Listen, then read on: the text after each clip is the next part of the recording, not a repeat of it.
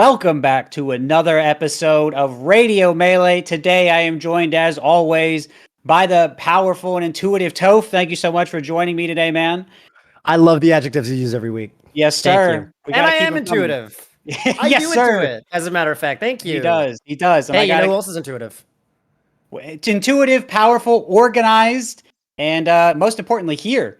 Hotbid, thank you so much for joining us today. I mean, if you guys somehow don't know who this guy is, this guy runs in many ways the Beyond the Summit team, the event so many people have come to love, and I also have other feelings about perhaps over time, and we're going to try and get into a lot of that today. But welcome to the show, Hotbid. How's it going, man? Hi, how's it going? I know you called me organized. That's the first time I asked my coworkers that anyone has ever described me as organized as the first adjective. You're organized. How do you run a team? How do you run a team without being organized? There's a lot of really organized people that help me. I see. Delegation. I'm doing my best, but that is we try our best, but it doesn't always. Creatives are not organized. It just doesn't work that way. That's fair. Well, you organized your organized help then. Yes, that's true. That's right. You're meta organized. I know my weaknesses. Yeah, thank you. Well, perfect, man. How you feeling today? And are you ready to face whatever people have to say today? They're usually pretty kind, but what do you think? I am sad that I listen to this podcast when I drive to work each week, and now that I'm on it, it's literally an hour of content I just don't have anymore. Oh. I can't listen to myself over again. I mean, that's not cool. You were there. It's not like you're gonna need to remind yourself. I'm sorry. Well, I'll find. I'll find you some other 1 hour piece of content. You recommend me something, Toph. I'll recommend you something. Perfect. Well, I think right before and I have things. I have questions here for Hotbit. I think there are many things we could ask him, as he's done some pretty cool stuff for the scene. I've learned more about that recently. But I think before we do that, it might be a good idea to jump into our community voice from last week. We had Tyler Swift on, and he wanted us to talk about, who he wanted us to say, who are you guys shouting out as rising mid-tier or low-tier players? And so, we're going to kind of see what you guys, we're going to have a couple answers here from the YouTube comments. So if you guys ever want to see if you want to answer Hotbid's question, you can do that on the YouTube video for this show. But Toph, you can take this first one if you want. All right, so I gotta zoom in because it's kind of big, or kind of small rather. BZimm, he's an MDVA Yoshi player. BZimm's a great answer. I'll start off by just echoing that. Yeah, he's an MDVA Yoshi player with cracked tech skill and an insane punish game. Seeing a high-level Yoshi move around the stage and hit sick parries is some of the most entertaining melee you can watch. Definitely check out his Twitch stream when you have the chance. It's chill vibes, and you'll see a clean ARMS-S combo every other game. Yeah, BZimm's really good. He's one of the, he cleared the minimum bar that you need to become a relevant Yoshi player in the age of RollBack, which is beating HBox. So good for him, right? I've never played the guy. There's actually a chance. I was looking at my Riptide bracket earlier on stream, as a matter of fact, and there's even a chance I may end up playing BZimm in losers if the projected bracket of Smash GG goes as according to plan. But so that'd be really cool. But yeah, I think BZimm's a beast. I think he's a super duper monster. Yeah, I've played him before a couple times on my stream. How's that? He's a pretty smart guy. He's got some pretty solid parries. He's got some different timings than Amsa uses, and I think he's still growing too, which I think because Yoshi is such an interesting dynamic character, I think people using the character differently is going to trip up a lot of people as he comes up, and so and I mean I think also just being in MDVA is just a great place because Zane plays a lot of people, and he also makes sure that everyone else can play each other and grow there. So I think that region is only going to get stronger, and so he's in the right spot. He's got a lot of good people around him. I think he's in a good spot to grow for sure.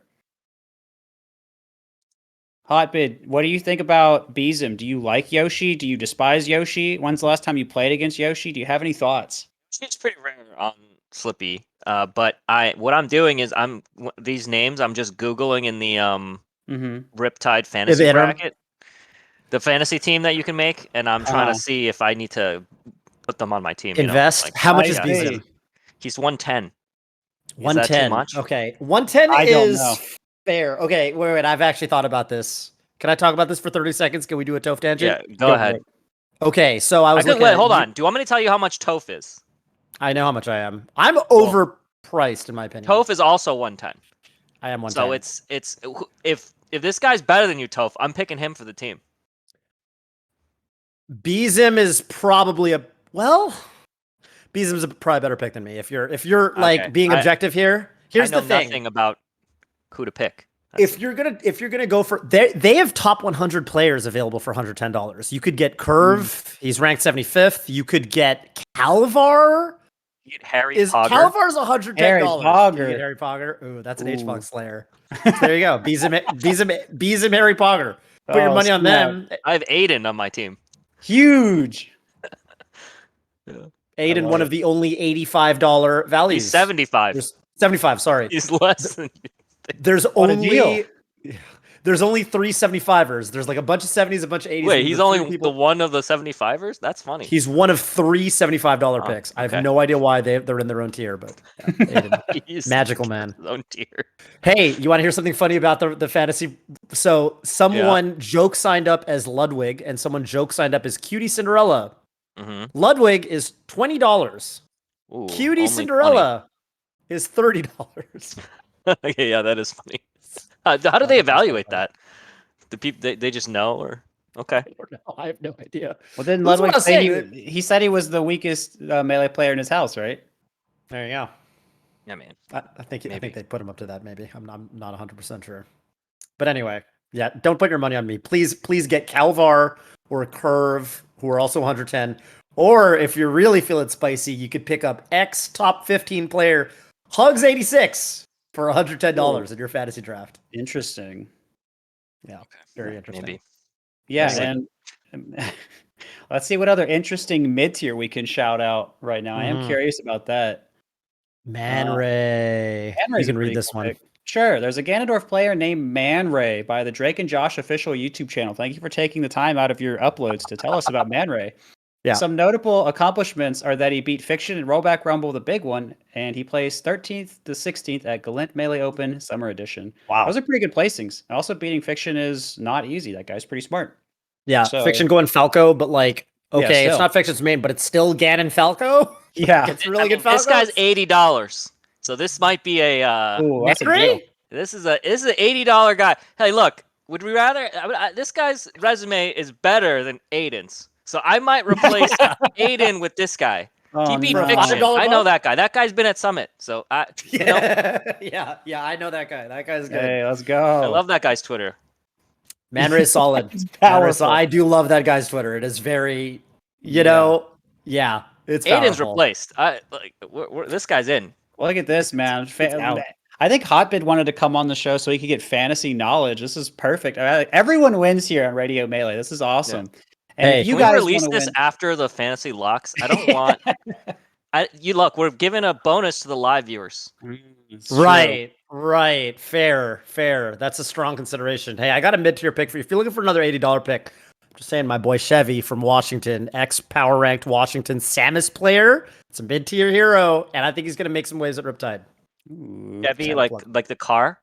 Chevy, like the car. Okay. Yep. Perfect. Should I replace Nick with him? Nick's pretty good, but I'll take a Samus over Falco. You know what I mean? There's matchup experience comes into play. They always do better out of space. This is good. All right. Nick playing Falco, like Nick could do well, but everyone knows how to fight Falco. Get out of here. Got it. Yeah. Oh my goodness. Well, anyway, if you guys want to come in and tell us what you think about fantasy, what you think about Hotbid, what do you think about Summit, what you think about any recent Twitter conversations, anything about anything that all of us can answer, anything at all, circuits, anything else, !Radio Melee in my chat and Toph's chat. Join the Discord server and you can follow what everyone else is doing, submit topics here, and you can call in, get questions for all of us. And I think while we wait for people to do that, Toph, I have so many questions I really do want to ask Hotbit about. Is there anything that stands out to you, or I can go for one? You go first, man. I feel like I talked to Hotbit enough, maybe too much. You talk to him. Yeah. Okay. Fair enough. Man. I guess let's go. Let's do one that I think is kind of obvious, but I think people would want to hear about. The Summit voting process. I think this is something that can be divisive for a lot of people. Yeah. People are, so for those of you who don't know, somehow, people are often getting votes for people campaign to get in. There's slots they don't qualify for. They have to buy things in a store, merchandise, or they could just buy votes directly, and then they give those votes to players. Everything comes in at the very end, at the last moment. A lot of players get very stressed out about it, but there's also a lot of content that comes from it, and of course from Summit itself. Some people think that people have a lot of thoughts about that, but maybe if we separate, some of that for a moment, just the process itself, how do you feel about that with all those things that I kind of listed, and certainly other things on your own end? So I have a lot to say about this. I'll try and keep it precise, concise. I believe our voting process is understandably taxing for a lot of the players. I think that it creates a lot of cool things that happen, but I think what it mostly does is it solves a inefficiency in how the audience can contribute to Melee events. And here's my thought process on it. Mm. If you're watching a Melee event or a streamer, you can sub. It's a really easy thing to do, right? It's $5. You get some percentage of that. Twitch gets some percentage of that, right? If you want to support a tournament like Genesis, you can go to the tournament, right? And often that requires, for an out-of-state person to drop several $100s to either travel there through hotel, flights, driving, food, all that kind of stuff. And Genesis sees what, like 60 of that, hundreds of dollars, or even $1,000, right? And some of that goes to venue and all that kind of stuff, right? What we're doing is we're allowing someone that wants to contribute in the middle amount between $5 and $1,000.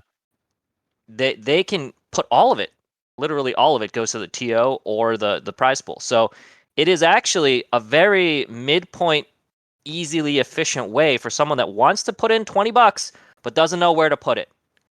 And that doesn't necessarily want to go to a super major or like a local or whatever. It's just someone watching very casually at home, or maybe dabbled in Slippi a little bit, a viewer. There's a lot of people that watch Summit that aren't hardcore Smash fans, and they can put in the money too. Obviously, there's a lot of people that go to tournaments that buy votes and all that kind of stuff. So thank you to those people. But I think that there's like a whole group of people that are on, Twitter, Twitch, whatever, that might not know where to contribute or how to, and this kind of motivates them to do it. So I actually think it creates an option that doesn't exist right now in anywhere else. Sure. Man, I have two separate responses to that.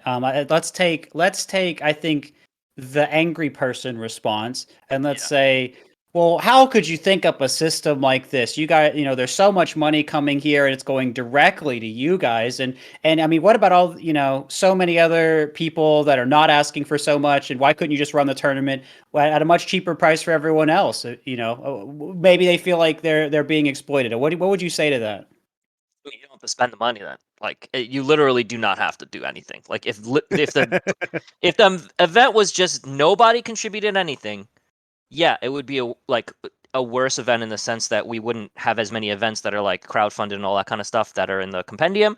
But we'd still do the event. We'd still make good content. We care about the things that we put out, so it wouldn't be like a shit event or anything. We'd still do the event. It would still be entertaining. People would still like it. So it really is you are getting, if you are this person, if you're very angry, I want to speak directly to you and say you are getting angry at other people spending their money, which is, yeah. Why are you getting why people love it. I wouldn't buy that. Well, okay, then don't. You don't have to. What is the issue? Dude, this is actually so many things on the internet. I think it was I saw Moist Critical tweeted yesterday. It might have been Moist, it might have been someone else, but I think it was it's crazy. People just literally go on the internet and, it costs $0 to just log off and not tweet, but people refuse to do that every day and then wonder why they're so angry, right? It's it's just look, people buy a lot of Pokemon cards, right? No one's holding a gun to your head. Yeah, you're not well, what are you doing, man? They can spend their money how they think. If that guy that bought the 1,000 Slippi hats wants to buy the 1,000 Slippi hats, That's my boy. And just give them the people. Yeah, I mean, I know it's not that guy. I met him, but like the concept. He can do that if he wants. You know, it's like his choice, hats. right? He a wealthy guy. I hope. You know, and he can spend the money however he wants to spend it. You know, that's how I feel about it, at least. Hey, Ken, this reminds me. I need to get this thought off my chest before it slips into the ether. This is going to be another 20-second tangent. I'm going to ask PP for apology in advance. Hey, have you seen The Prestige? Either of you guys? I have, yeah. You've seen The Prestige, okay. Yeah, you know that scene? The movie, yeah, with well, David Bowie's in it. David Bowie's. I don't want to spoil. It's a good movie. No, I wouldn't spoil it. Okay, it's an actor. Right. Okay, that's not a spoiler. It's an actor. Whatever. Okay. Anyway, he's like he's on the cast. Whatever. It's fine. Hey, there's that scene in the forest with the hats. I just think that'd be really funny if we did a parody of that scene with Slippi hats. You want to do Slippi hat content? Maybe. We'll see. Just a thought. I'm always down to parody movie scenes. Fizzy. And I do think Fizzy. I didn't announce this. That's Fizzy's one of the only people that he can come to any Smash Summit. He just has the ticket, golden ticket. Right? Yeah, cool. And if I recall, there's another person in this call who has that also. Yeah, Toph, you could go whenever you want. I love your commentary. It's not Toph. Oh, I don't think it's me. I mean, well, it makes sense. I don't think you it's can me. go right on. It is actually you. Yeah, it is me. As soon as you said it about Fizzy, I was like, wait, where have There's I like heard three that? people that I've said that to, and you are one of those. Wow. That's a cool list to be on. It's a great honor. It's so crazy. He's forgotten. That's how. How privileged this guy is. I was playing it up for dramatic effect. I mean, so for people who don't know, I was getting reached out to by the Summit team every time there was a Summit for quite a while, and there was an offer at one point. It might have been you, might have been someone else that said, "Hey, we'll drive to North Carolina and drive you to Summit if you want." And I was like, "Holy cow, these guys are serious!" So we were going to rent an RV and we were going to drive PPMD across the country and stream the entire time and stop at all these locals and stuff and just have them like stop and play at them and then just like go on the road. It'd be like a week-long stream. Yeah, that's the sickest thing I've ever heard. We had less things to do. It was like me and Slime, like, what if we rented an RV and we drove across the country and that's so freaking picked up PPMD and then just like played Melee in the van. We'd need really good internet, and then we'd stop at locals and he'd play and we'd film him. It'd be crazy. And this was, now we have a lot of other things to do. Slime's in charge of, Ludwig's empire and shit, so we can't do that anymore. But that was the plan. Right, but it was something that was offered. You heard it here. I mean, and I mean, I think this is a testament to how much I think you and the team cared. I admittedly, until the recent Twitter storm, I didn't know what your background in Smash was. I thought you were in a bunch of other larger esports and happened to just have some interest in Smash. I thought you were a hoity-toity esports man. I like people thinking that, but it's not. That's not true. I think the Twitter thing was well, I mean, like, that guy's actually a pretty reasonable guy. Like, people were like giving him hate and stuff. I really don't think that that's the play here. I think don't harass that guy. Okay. Yeah. I appreciate all the defense and people liking us and stuff, all that, but it wasn't always like this, Toph. I mean, you remember the early Summit when we first started the voting, right? It was not like this. Yeah. I remember I had to do this whole, the earliest video on my YouTube channel. In fact, the earliest video that I ever did was a phone video I recorded from my phone, addressing this exact argument when it was brought up by not the Brawl or Smash 4 Ultimate community, but by the Melee community, or specifically by Melee Hell. There was a big shitstorm. I remember that. Interesting. Yes. Interesting group. Yes. Interesting group of people. But, there were prominent voices outside of Melee Hell that were also latching on to this idea that was like, well, these guys are coming in and they're taking our money. They're trying to siphon all our money into big esports. This is, of course, back when no one really knew that. Yeah, we are big esports, which is really funny if you think about it. It is really funny because that's what we call all the other organizations, because we are the little guy. Yeah, I know. We're the little guy. Which is funny because you guys are a lot more sustainable, I would say. Than we can get into that if we want, I guess. But what they really don't tell you at home is that big esports is a fucking sham. But you didn't hear that here first. I mean, big esports is the same as any other investor-backed, driven industry. Big Esports is when TSM Reginald gets in a room with that guy from Mr. FTX and then gets him to slap FTX in front of his team's name for $30 I think gazillion. Good for TSM, dude. Take as much as you can. Get the bread. Give it to Tweak and Leffen. We like it. You know, that's what we want. Absolutely. That's where the money goes for sure. Yeah, yeah, for sure. You don't think so? Yeah, Smash always. You don't think it goes to the league team? You think it goes to? Yeah, all the Tweak and Leffen. You know. Yeah. I think Summit Champ, Ultimate Summit Champ. So I appreciated that thread. I liked all the replies we got. It allowed me to really kind of brag about myself, which is you can't just do that unprompted. Someone's got to call you out, and then you can reply. I can't just randomly on like a Thursday be like, guys, my history and Smash. Like that would be really bad, right? So I like the opportunity, but during the day I saw the tweet thread. I'm like, oh, I can't wait to reply to this. Oh man, like, there's nothing wrong. Like it's only positive things can come of it, right? It's so funny. I was like, this is an opportunity. So funny. You're like, my coworker's like, you're getting hate. Like we're getting hate on Twitter. I'm like, dude, this is perfect. This is great. That's so funny, dude. Oh my goodness. Well, I feel like, I think if the angry people are still here, I think they're going to either still be angry or they're going to have actually listened to this and at least thought about it a little differently. I don't know if we can move that any farther. I am down to bring in our first caller. Listen, PP. If you've ever seen that Avengers movie, I think the internet, they're just like the Hulk. That's their secret. They're always angry. That is true. They are always angry. They're going to be angry. We got to keep the tension about the voting because that creates the drive to That's divide right. stuff. Like at the end of the can't, day, if you just invite everyone and there's no voting, one, the audience doesn't get represented, and two, it doesn't incentivize the prize pool and all that kind of stuff. So we are listening. We changed some of the things about it, like we give the two voted out people part of the prize pool. We're trying to make sure that the process is as pain-free as possible. Obviously, it's never going to be just fun and easy and great for everyone because there's a trade-off, but I understand, like we're trying to do the right thing with our invites, our processes, our inclusion of like other scenes. Like we're trying to invite people from that can't necessarily come to our qualifiers or do voting as easily, like AMSA, like, the guys in Europe, that kind of thing. So we do our best. There is always going to be stress. It's just never going to be super smooth and easy, but I think the benefits far outweigh the kind of negatives for it. Sure. And certainly, I mean, there's so much I think we can talk about going into that, but I am curious what the people out there are thinking too, Toph. I'm curious as well. I think it's about time. Let's bring a caller in. We've got Cnut. Welcome back to the second show, time caller. And where are you calling in from once again? And what's your question for us? Montana again, and I got a question for Hotbit today. I'm wondering how you keep the grassroots feel at your events, even though you guys are kind of deemed to be like the quote unquote like big esports thing from Smash. Yeah, huge esports. Huge, massive. How long? Okay, I'm going to focus on one specific example on how we designed our set and stuff to explain to keep the grassroots feel. So we moved from a house to a studio. Toph, you obviously know this. You were at the house and now you're at the studio, right? So the biggest issue is how do we keep the kind of like, oh, we're all homies, we're hanging out, it's all like super casual and fun and whatever.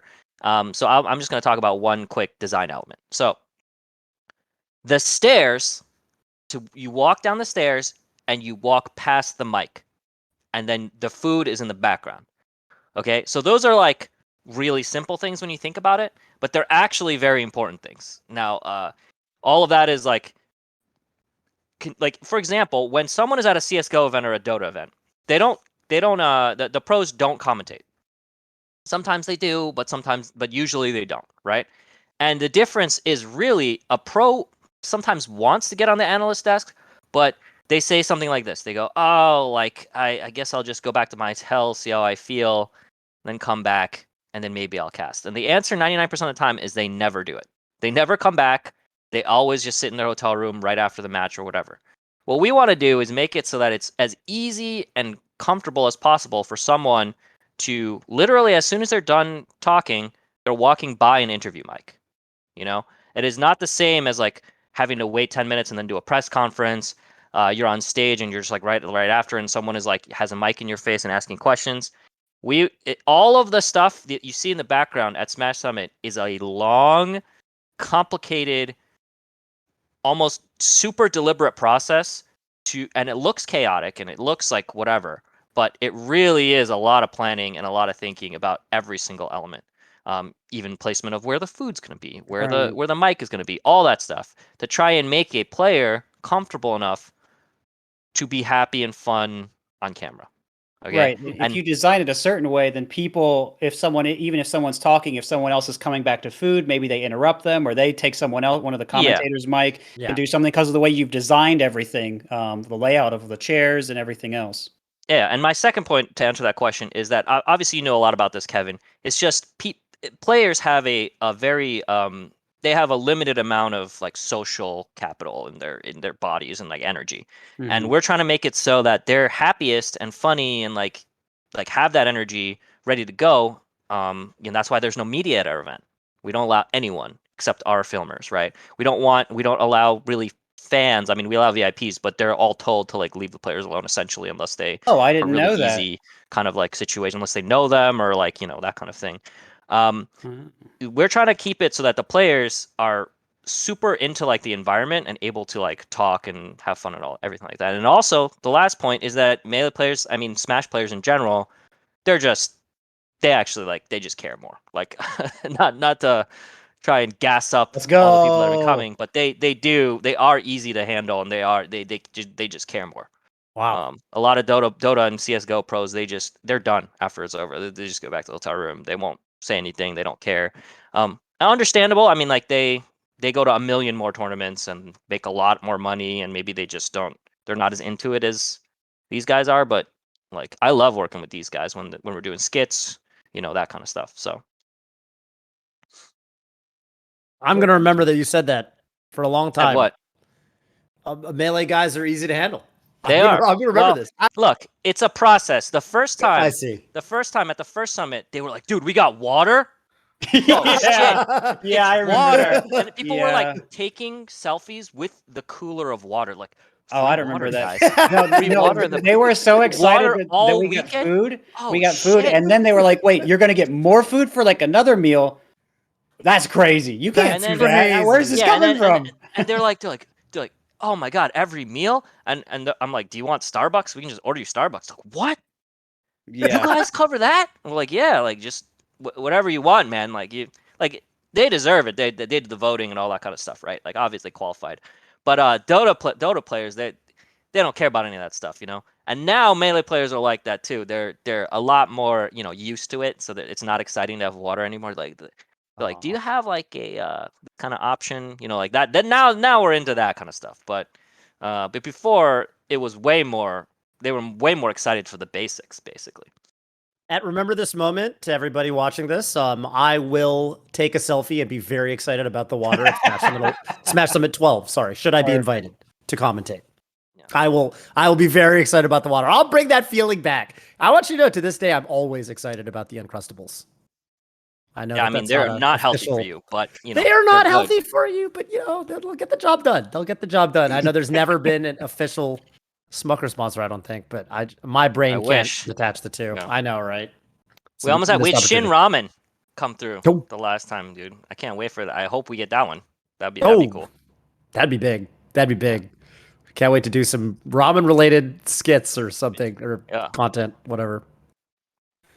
Anyway, to answer your question, I'd say I forgot your ID. Cnut, I'd say we answered that pretty well. Thank you for calling in, Cnut. We do appreciate it. Yeah, for sure. You definitely answered most that I had. Yeah, for sure. Yeah, thank you so much. And got any shout outs for us on your way out today? Yeah, I'll shout out Kobabi, one of my training partners. Oh, the man. Yes, sir. The German Falcon? No. He's just a local guy. I wish I knew the German Falcon. They've got two Kebabis? Yeah. He went by another tag a while ago. He used to go by Erector Meatball, which is IMO better, but I get the switch. Yeah, I could say I understand the switch too, if I'm being honest. Yeah. But yeah. Shout outs to him. Shout outs to McNutty again. Yeah, I see him in chat. And I'll shout out Phobanks and Vader too. Those guys are sick. Cool. Sounds good. Phobanks and Vader. You know what? I'll shout out Kabobi the German Falcon. I'll do it. All right. Well, we got the good Falcon player. Thank you for calling in, Cnut. Take care. Nice. Right. Well, we got another one coming in hot right now. Looks like. Oh my God! Look who it is. It's TwitchisWeb. TwitchisWeb. Back at it again. Been here quite a few times. What's up, man? Where are you calling in from? What's your question for us today? Hello. Oh, this is my question. Yes. Bonjour. Bonjour. His voice is so deep. Je m'appelle Web, and how's it going, guys? Great, man. Glad to have you here. My question today for Hotbid is given your history and your position in esports, you have seen a lot of different gaming communities, and what the people need to know is can you compare and contrast the relative skill level of the different scenes at Mafia?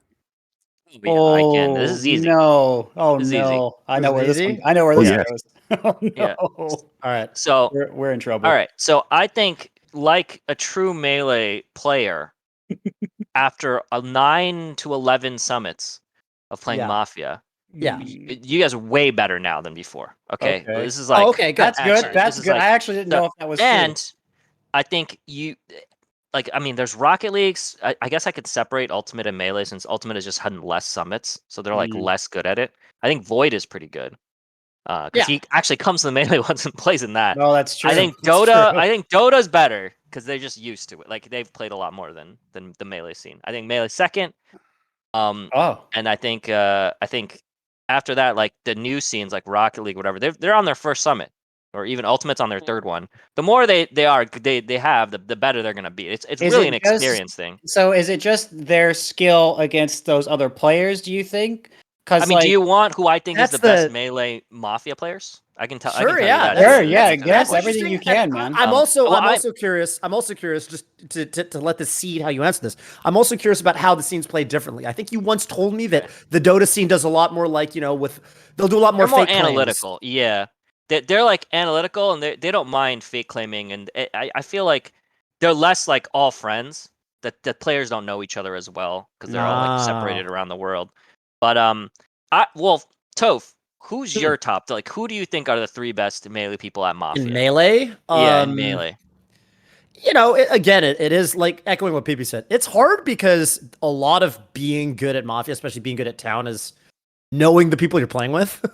I was always curious, like, could you take whoever you think are the top 3 melee players, and just drop them with the Dota people, or drop them with the top 3 Dota people? How would we do? I'm curious about like comparing, like not just familiarity, but everything. Have you played with Rick?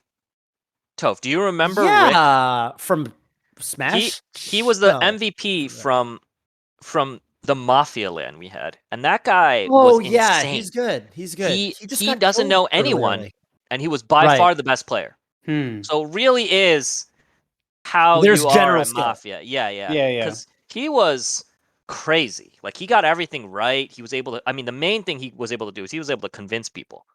He could convince you, like, and you would just believe him.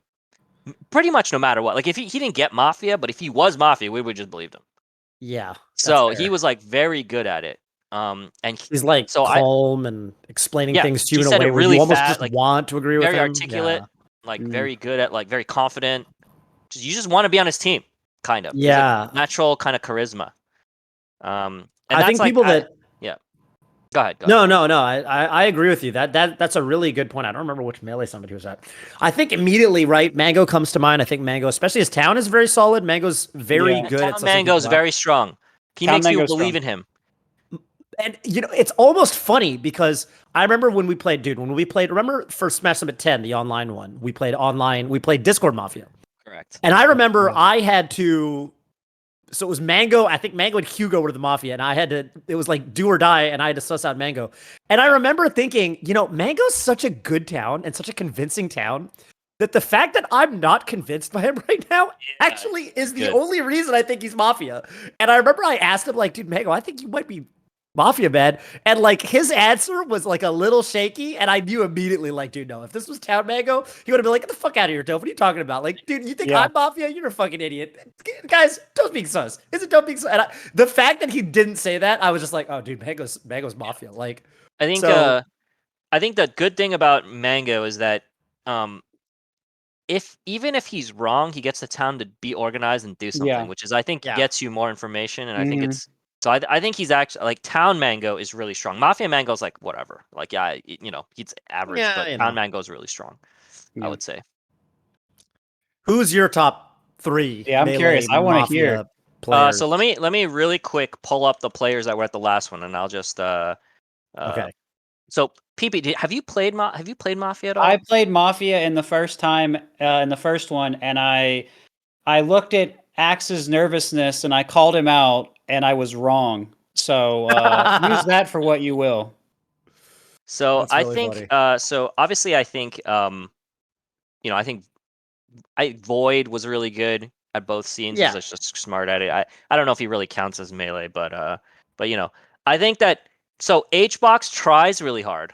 But I think HBox, the problem with HBox here is that he is too it's too much about him when he plays. That's true. Okay. I'm not saying like look, I don't want to encourage any like people HBox always about him, but like I think that he really wants to play, and the thing I like about him is always down. He's always down to play. He just wants to play all the time. And a lot of players have trouble even getting them into the room, right? So HBox, I'm happy he's down for whatever. But Town HBox is like I think HBox is really good at Mafia as Mafia. I think Town HBox is like a little not as good, but Mafia HBox is scary. You know what? You know what really brought this to what really made this even more centralizing, I should say, was back when Crunch went to Summit as his coach. And then when they played together, that's when it was really crystal clear. Funny. That thing you just said. So it's a little bit less. Is HBox on your top 3, Hotbed? Mafia HBoxes. It's Town Mango, Mafia HBox, Void. And I gotta say, none. Bond, dude. I think Bond is so crazy. Literally, Bond is really I have good. to include he just shot the guy and left. That was insane. So funny. Yeah, He I don't know. Revealed the car. Yeah, it was the most efficient. I mean, he got bodied. Yeah, he killed the Mafia, and then he didn't distract the town. He just like immolated himself and just. That guy's really good. Well, man, that guy's really good. So I think Leffen. You got to shout out Leffen too. I think Leffen and Armada both. They're both really good. Okay, can I ask you a question here, Hotbed? It's funny because all of the people we've named so far are extremely strong players at their respective game. Mango, Hungrybox, Leffen, Armada, right? We've named basically only god level players. Yeah. Is that rare? Like you would kind of intuit with, you mentioned earlier, players sometimes are a little bit socially tapped out in terms of energy after a long day or whatever. Yeah, it might be that. So too. They just talk the most. And they're able to talk and think at the same time and all that kind of stuff. Who knows? That makes sense. Or maybe they're all able to lie. Who knows? That could be the case too. Maybe deceiving your opponent is an important skill, both in neutral and in Mafia. Exactly, yeah. Hey, Hotbed, what do you think about me in Mafia? I believe you are average. Average? Yeah. You want better than remember average? Remember that one game where we were playing? It was a 6-man game or 5-man game, and you were Mafia, and I sussed you out. You remember that? I do remember that. I remember you and like Bobby Scar and Ben? I don't remember being Mafia and throwing. No. That's true. That was, Well, I got by the cop, man. The cop scanned me on like night 2. Yeah, I should have fake claimed. I'm just average. Okay, you're slightly above average. What do you want? What do you want me to change my? Okay, no, that's exactly what I want. No, that's what I want. I changed my opinion just now. Take that. All right, I'll take that. Let's fucking go. I'm slightly above average. That's fucking right. Oh my gosh. That's fucking right. You know what they say back in school, Ace? D is a passing grade. D is a passing grade. But 50%, that's an F. Okay, you got to retake that class. D. Next question. Man, hey, thanks for asking, Webb. Appreciate the call in, buddy. You got a shout out for us. No problem. I just want to say real quick that Toph, I think that you're above average at perhaps non-Mafia related things. And shout out to, because we have Mr. Ken here, shout outs to Sephiroth Ken as well, because I can't hear people call you by your real name. I can't hear people say Ken without thinking of him. So shout outs to him. Agree. Thanks for the answer, guys. Thank you. Care. See ya. Holy cow. Well, that went places I didn't expect. I'm glad we went to those places. Me too. Next caller, please. Adineri. We're just getting all the homies up in here. My boy, man. What's up, dude? Where are you calling in from? What's your question for us today? Where are you calling in from, gamer? I'm calling from Mexico. Heck yeah. And my question is for everyone: is as someone who has never been to a major like me, which one would you recommend the most? Do you interesting? I want to kind of pose it to you this way, Hotbit. If someone's never been to a major, is it worth trying to claim the VIP spot? What does that do? I'm actually trying. Like I have that in mind. Okay, he's thinking about it. So. We are close by to. Okay, so the VIP experience, we very rarely had someone say they regret doing a VIP. Okay. I mean, I don't think we need to market our VIPs that much more. They sell out in like 5 minutes. So I really don't think we need more demand on that. I think you will not be disappointed if you get a VIP pass. But I don't know if that's the best way to. I think like if your first major is a Smash Summit, wouldn't even call it a major. But if your first fan experience is the VIP experience at Summit at a event with all these players, you're gonna be spoiled. It is like you literally don't have to worry about anything. You just show up. There's food for you. There's setups. You can watch the thing on stream. You can do anything you want. It feels like a very. I don't think that's a normal experience for someone going to an event, right? Yeah, so I would pick majors something you else. Can't even bring water into the venue. That's true. I would pick something else. We have our event. Main stage is coming up, but I think the biggest one's Genesis. So look, if you want to go to one, Genesis is pretty close by too. If you had one to pick all year, I mean, to be fair, you probably want to go to Genesis, right? Just to experience it at least once. Probably gonna have the negatives are there's a lot of people there. So if you're worried at all about setup space or even like big crowds, that like Genesis just way more, thousands of people versus our event, like the last main stage we had, I think there was just 1 million setups for people to play at because there's just not as many people. This year more people, so but Genesis obviously you're gonna have like 5,000 people there or something like that. So the energy is unmatched. I really like the Genesis answer in particular because of the Theater Sunday. I love that people kind of attribute, I think, this to EVO. Like EVO 2016 was a tournament where the finals were played in a separate venue. Top 8 was in a theater style, or actually it's like an arena, like a stadium style, separate venue. And I think people falsely attribute the first fighting game or Smash major that had that to EVO 2016. But what they don't realize is actually Genesis 3, which was the beginning of the year in 2016, did it first. And I thought it was really, really, really cool, man. It was all of the greatest, there's a lot of really great photographs and like little moments from the Genesis crowd and either the theater from San Jose or Oakland. And it's a really, really great spectator experience for sure. And I think Genesis is also it's been it's really run by people who know what they're doing. And so there's also just, lots of friendly setups. It's always in a really, in my opinion, obviously I'm biased because I'm from NorCal, but I think both the area that Genesis is in always has a lot of like neat food places around and stuff like that. So I want to plug Genesis here for sure. Genesis don't go to EVO. Like, come on. You go to EVO for Vegas. Yeah. That's the reason. You want to go to a Smash event, don't go to EVO. I mean, actually, I don't even know if Smash is there's no in the event. Like, I don't even know. Melee's not there. Hasn't been. I would definitely, even when they had Melee, I feel like the play is to go to one of the kind of Smash centric ones. But I've always been an EVO hater, so don't mind my opinion. I've always been an EVO fan for what it's worth. I used to go to EVO even before Smash was there, but I'm a weird fighting game fan.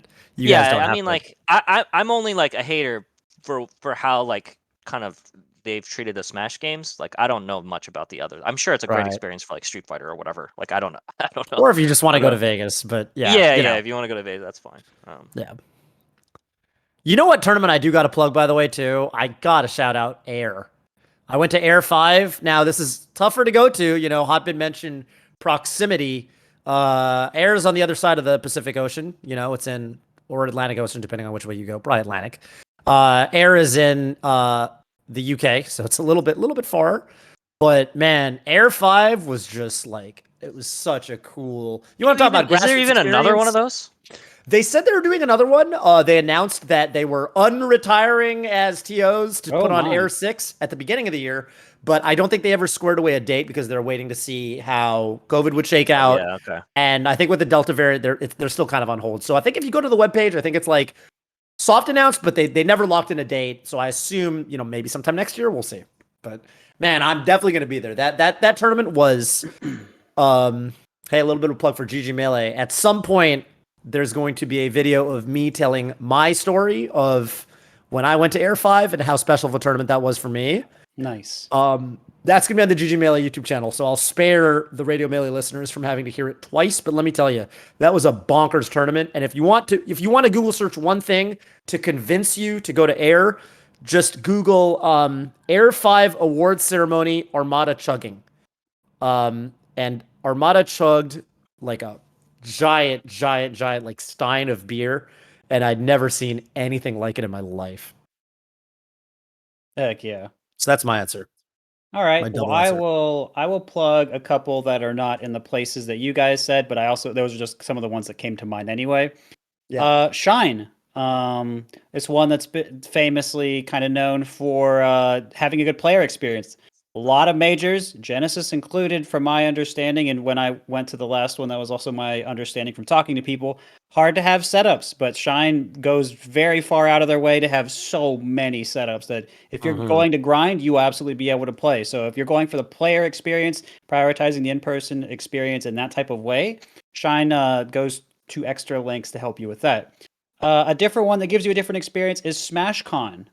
They are a convention that is also a tournament, so you often get a lot more people there. You'll have cosplay and stuff there, and it's just it's bigger, and then what it tries to do is a little different than other tournaments. But the tournament is still, a lot of people still like the way some things about the tournament there. So, I think those are two other ones to shout out. Of course, if you're just trying to go to the one everyone's going to, Genesis, and I mean, yeah, there's a lot of great things about Genesis. I think the atmosphere there is different than any other tournament, and I think it is. If you're trying to go to the event, it is the event.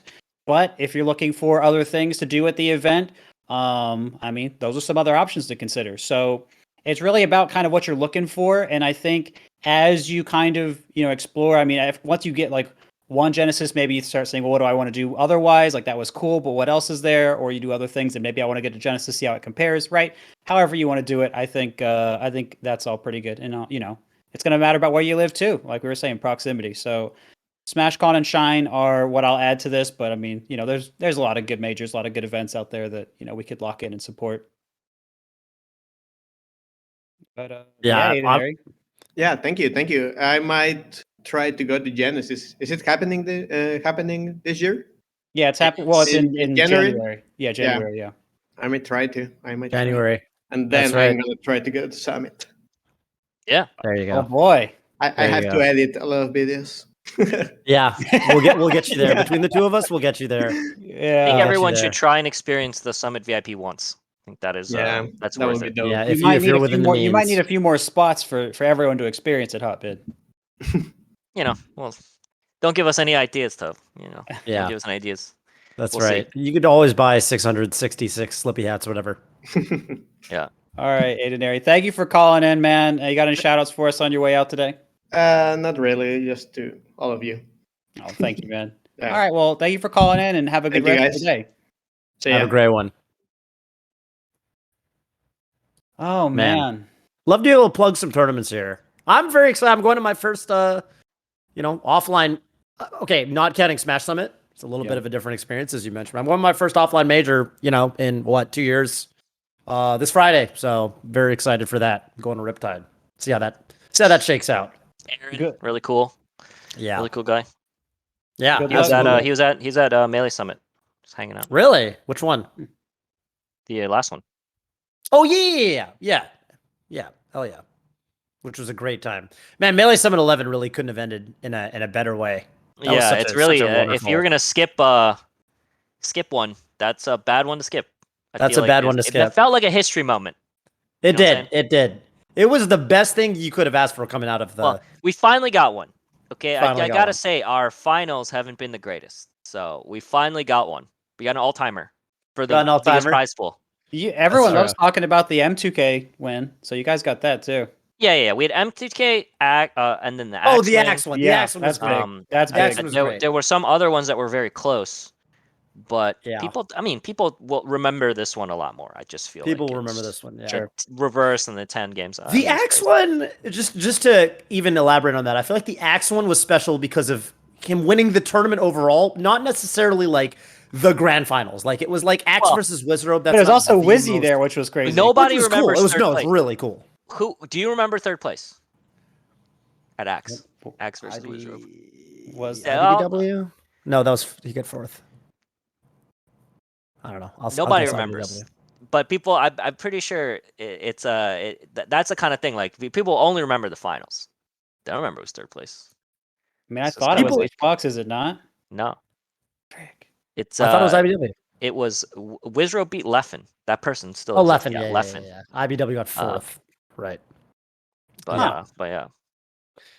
It is, I feel like that was a historic tournament. Maybe less of like, damn, that grand finals was must watch. I mean, if you're a Pikachu Falcon player, but we broke our streak of the content being relevant. Do you know what I'm saying? Like when we did the Detective Pikachu content piece, perfect time for that to air. It was like it came out and he won the tournament, right? And I remember when we picked, we did the Falco piece. The Hurt Falco Wolverine trailer. Do you remember that? Mm-hmm. That was a good one, Logan. Yep. And that was a Logan trailer. And Mango picked Falco for the Jigglypuff and Peach matchup, and he won both of those sets. Right. Remember? So it was very prophetic. Wow. And this time was Fox Gang. Yeah, that's true. And that's true. And Mango joined the Fox Gang, and he won with Fox. It is kind of crazy, But we also did an IBDW one, and like I was like, mate, if Cody wins, that would be crazy. That'd be crazy. That'd be crazy. So that's okay. You can't win them all. I mean, you can't win them all. So we got to pick one for this upcoming summit. I don't know who we're gonna pick for that one. But. Yeah, make sure you write a good script. Yeah.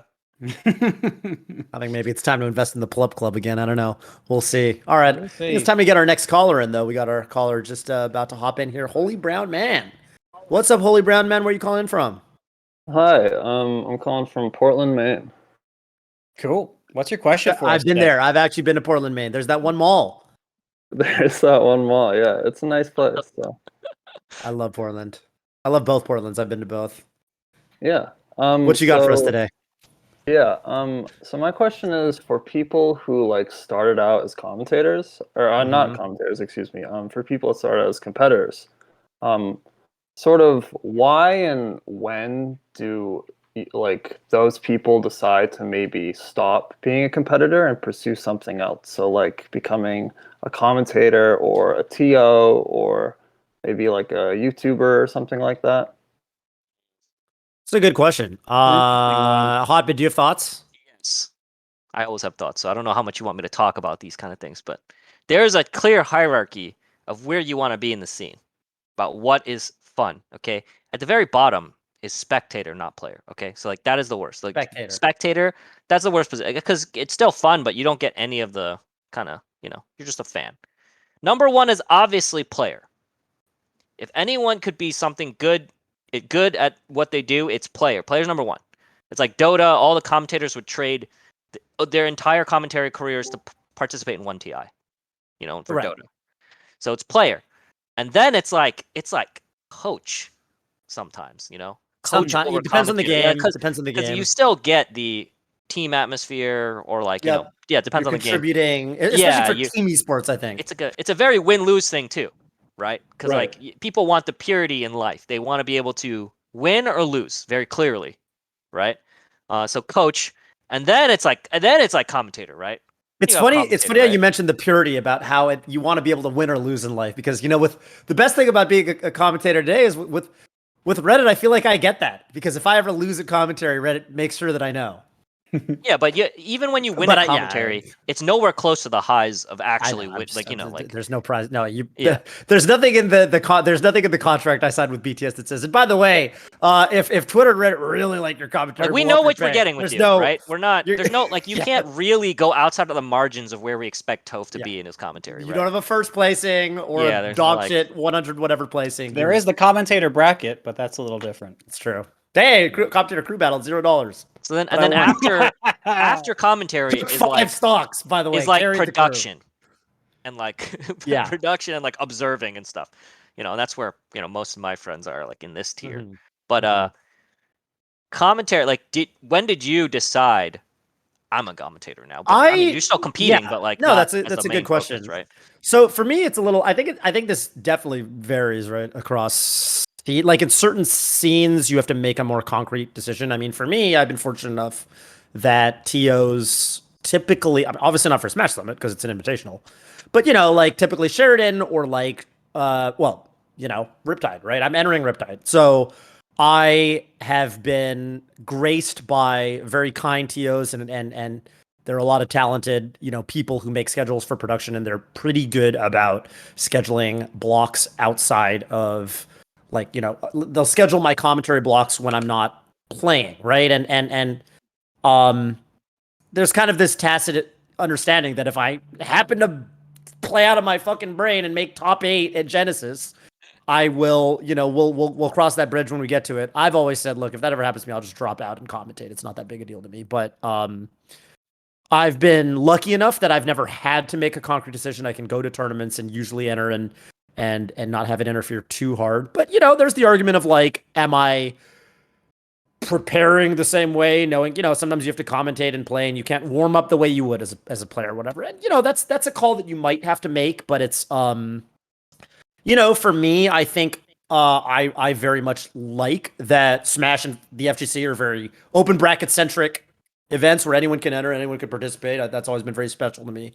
And I like that I've never had to concretely say I am stopping competing today. I've never publicly retired or anything like that. Now, that being said, has my focus shifted over the years? Yes. And I think that's just because, like you realize after a certain point is not that I don't think I don't think I'm a bad player that I couldn't do it or anything like that, but it's more that, I want to make the most value out of the time that I have. Right. And so like, I've realized that in the position that I'm in, I actually provide a greater service to more people. I leave more of a mark on the scene as a commentator, and I wouldn't give that up for the world, right? I think the Melee community is very special to me, and I want to leave a lasting impact.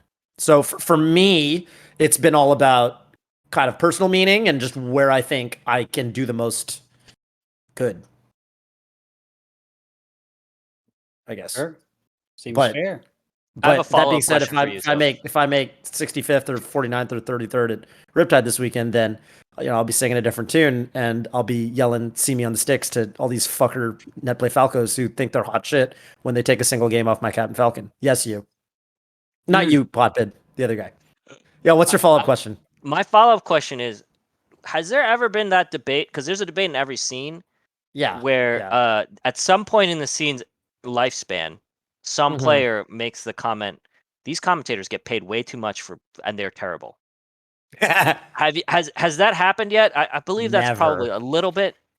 No, I think people know that Smash commentators don't get the big. Wasn't Leffen talking about that, and then you called him out at Summit, right? Did I? I think maybe a long time ago. Like, but we got to the bottom of it, and then it actually like Leffen. I'll give credit to this. By the way, you didn't say the commentators were bad though. Well, Leffen was the only person ever to give actual constructive. He was like, the commentary's dog shit, but then I was like, okay, what's your actual issue with the commentary? And everyone else is like, oh, I don't know. They cannot make their mind out of what they're no one knows what the fuck they want, right? They just know that it's cool to hate. Leffen is the only guy that said, look, I don't think you guys understand floaty matchups and floaty characters very well. And I was like, thank you. That's actually very good feedback. I will take that into account. And I think that me and Scar have gotten better at it, for example. Leffen, the only guy ever to ever hate on commentary. Other people have. Come on. Yeah, well, other people don't know what the fuck they're No one knows what the fuck they want, man. Levin's the only guy who actually had a concrete thing to say. When I you don't asked think him, that the Reddit guy that says Toph talks too much is providing constructive feedback? Okay, now that you put it that way. Yeah, I mean that is an actionable thing that can be fixed. So we really got to think about that one.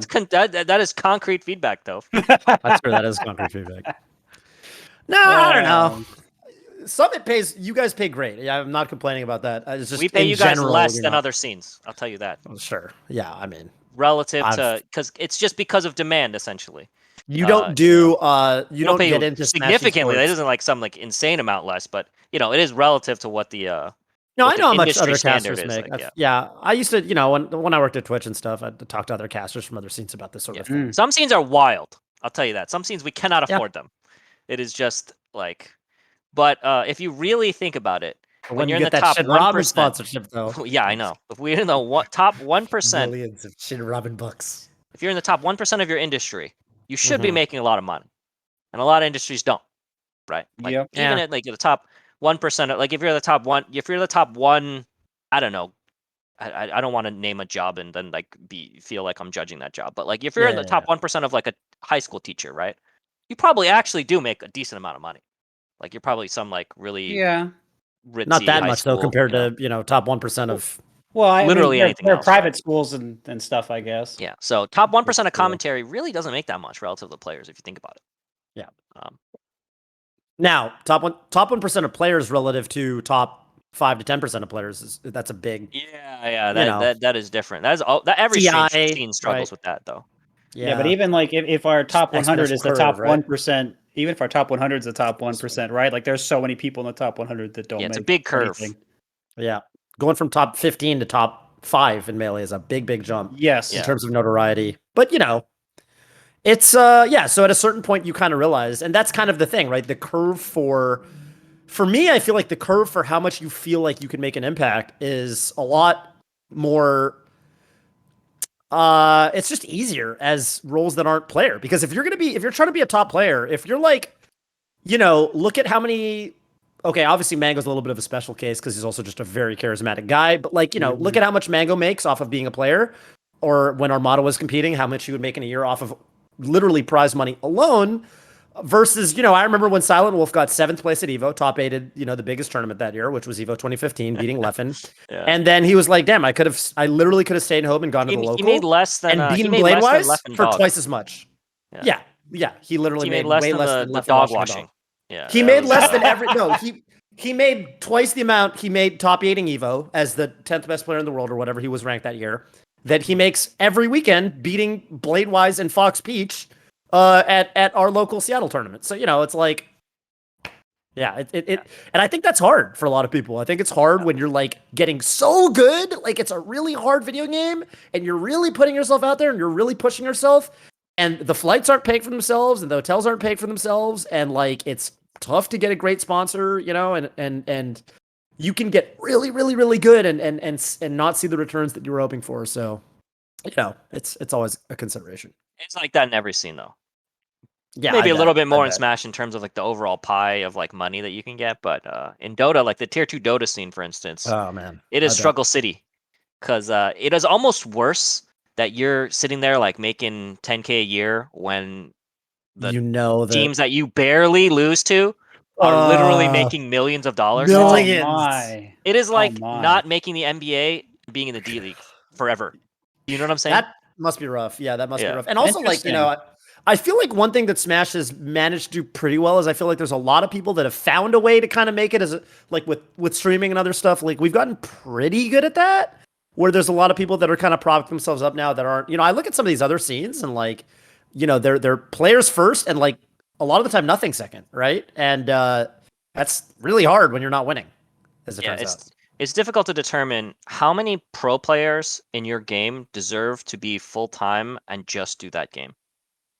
And I say deserve in a very quote unquote deserve way, because nobody really deserves anything, right? But it's kind of in Dota it's probably hundreds of players. In Melee it's I don't know 20 full time, right? I think so. I don't know if it's even 20 with streaming. With streaming, added in, looking at your Mokis and your Magis, then Yeah, maybe we. I don't think anyone can survive on just prize money. It is, streaming is part of it. So maybe Armada. I feel like I know Armada had that. I mean, I think there's 20. You could probably find 20. I don't think the lower end of the 20 is making a good living, but like, yeah, I remember. I think I remember going through it in my head, and I think I struggled to get 15, but maybe. But yeah.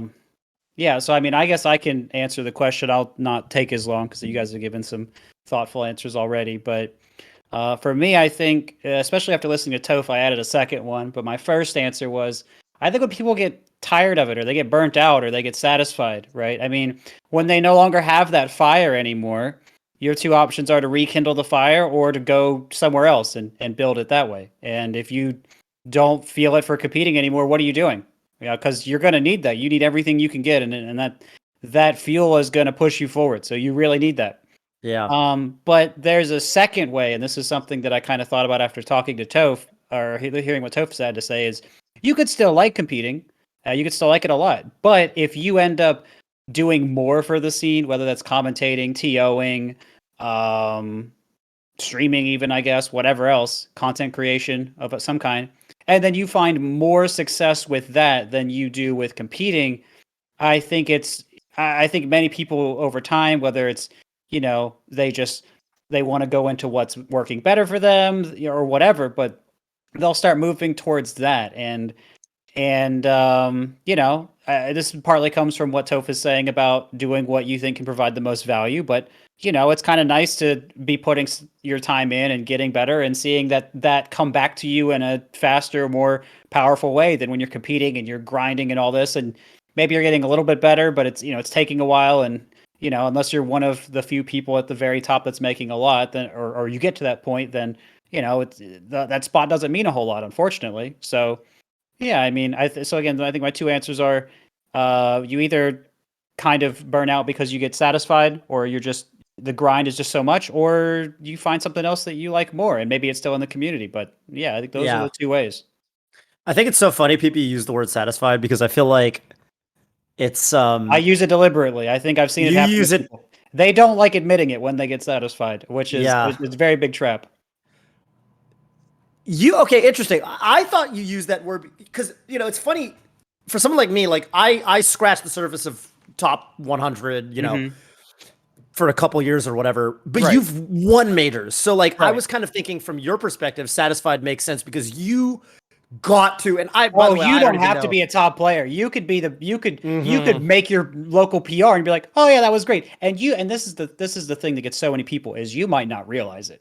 You might say, "Oh yeah, no, I'm still going to grind." You might not, but then consciously. You start practicing less, and you're like, "Yeah, well, I could beat this guy. I know what to do," but you don't do it, right? And you have these other reasons, but deep down, there's a certain level of success you're satisfied with, and then you have to either confront that, and a lot of people don't like doing that, or it fizzles out, and people don't, and they don't want to. They just get frustrated, or they just don't want to deal with it anymore, and whatever. And so satisfaction, I think, is a hidden killer for a lot of passions, not just in Melee. And like the NBA contract year, that's the contract year, and Melee is almost like exactly like you have to be self-driven to the point where like the money's obviously not going to. I think one of the interesting thing that people were talking to me when I first joined the Melee scene, and some of the top players were like, I noticed that this is when I was working for Liquid. It was like I noticed that Liquid's picking up some players. I place better than these players. Why am I not getting picked up? And I had to kind of shatter some worldviews and be like, yeah, the teams don't know anything unless you win the tournament. They actually don't know anything. Maybe if you get to the grand finals like Genesis, they'll be like, oh shit, he made the grand finals. But the difference between 9th and 17th might as well be the difference between like 3rd and like not going to the tournament. They actually don't care.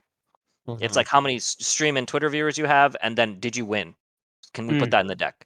It is really your self-motivation trying to go from like 90th to like 80th, there's no like money incentive for that. It's all you. Hotbid, are you satisfied with what? My life? Good question. As a player, Hotbid, because I remember and I was going to say, because PP was talking about practice, and I remember leading up to Melee Summit 11, Hotbid messaged me damn near every day. I need that cheek practice for Aiden. I gotta practice I'm gonna play against Aiden. I gotta beat Aiden. I did not beat Aiden. I lost Aiden. However, we are playing again. We're playing at Smash Summit 12. Ooh. So I'm excited. You are big. You're playing him again. Yeah. Are you gonna hit me up this time? I'm an underdog, but it's not my scene. You don't have to be an underdog, Hotbit. I played Aiden with my Captain Falcon at Ultimate Summit. And let me tell you. He's told this story so many times. I feel bad for Aiden. He beat him. Twice. Toph beat him. It's not a story. I just told many people. It's really funny. He's like, "What's up, man? I just got back from beating Aiden's Sheik with my Falcon." But that's his opener. That's my opener. That's how I walk up to That's how I walk up to ladies at the bar. Hey, I have a girlfriend of 2 years. I love her very much. That's just hypothetical, but you see what I'm saying. Ken, I know you're not satisfied, and that's why I believe that at Melee Summit 12, you are going to don't put pressure on me, man. Aiden down. No, I'm not putting pressure on you. I'm lighting the fire within. I appreciate Aiden allowing me to play him because he has everything to lose here. Like, it's his game, his scene. Yeah. I mean, obviously, I feel like I'm part of the Melee scene as referenced by that Twitter thing. But my original game was Dota and before that StarCraft, right? StarCraft. So if Aiden trained really hard at StarCraft and beat me at StarCraft, I don't know what I would fucking think. No joke. Yeah, I would lose my mind. So this is Melee. Aren't you kind of beating Aiden in the middle when you really think about it, though? Because the game you would really need to shatter Aiden's worldview, you'd need to beat him at Mario Kart. Right. Okay, that's true. I'm not beating him at Mario Kart. Yeah, no way. I don't know anything about competitive Mario Kart. I'm glad that he has fun with those guys. Anyway, HolyBrownMan, thank you for your question. I thought that was that's a good one. I'm glad we got to all talk about that. We had some unique perspectives. Any shout outs you want to do, my friend? I guess just my boys in Portland, and shout out to the Toothaker Gaming Invitational, actually. A very prestigious event held by my buddy. Hell yeah. Yeah, thanks a lot, guys. Thank you. Take care. Thank you. Hey, shout outs. I'll do some main shout outs. Shout outs to Dark and Daza. What happened to those guys? And Thorn. What happened to Dark, Daza, and Thorn? I missed those guys. Legends. Dark was hitting me up on Twitter because I didn't know about the Blade Breakers. I was in Blade Breakers. You knew. You just kind of forgot. I did. I've seen the Stig so many times. Yeah. No, me too. As soon as he said it, I was like, fucking Blade Breakers. Right. Oh, God. Right. Everyone in chat knows who that is. Next caller, please. At least 2 people do. Yeah. Ryobeat. Ryobeat. Wow. We're graced by the presence of Ryobeat. What's up, Ryobeat? How you doing today? You are muted.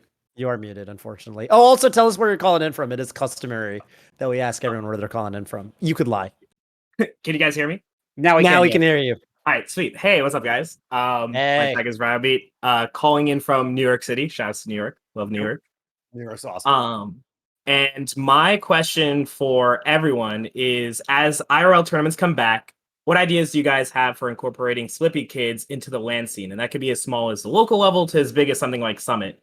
And I guess some examples I have for stuff that's already been done. Something I'm doing for my local scene, I run the nightclub. I've been doing some amateur brackets on Slippi, and then the winner gets free venue and entry fee in, so we can bring them in if they haven't entered anything like that. That's cool. I really liked AMSA playing unranked at Summit. I thought that was really sick. That was fun.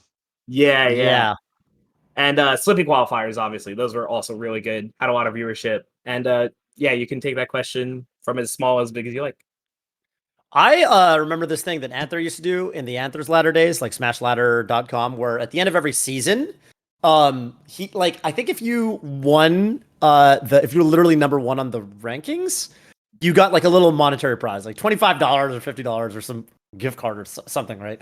And I was thinking that with Slippi Ranked, that'd be a really good opportunity, right? Imagine if I don't know what the format's going to be like for Slippi Ranked, but imagine that when Rank comes out, imagine that. Okay, well, I can imagine that the actual top people on Slippi Rank will be people like Mango and Zane that don't need any support. But imagine if there was a way to integrate that into if you're the highest ranked player within such and such a region, and then those players somehow get flown out to a major or something like that, some kind of prize for those people, which would be cool because they would both incentivize people to play ranked and give it credence by having top players try, and it would also incentivize the other way around people to try so that they could go to so it'd kind of be this feedback loop is the way I'm kind of thinking about it. That's random thought I had.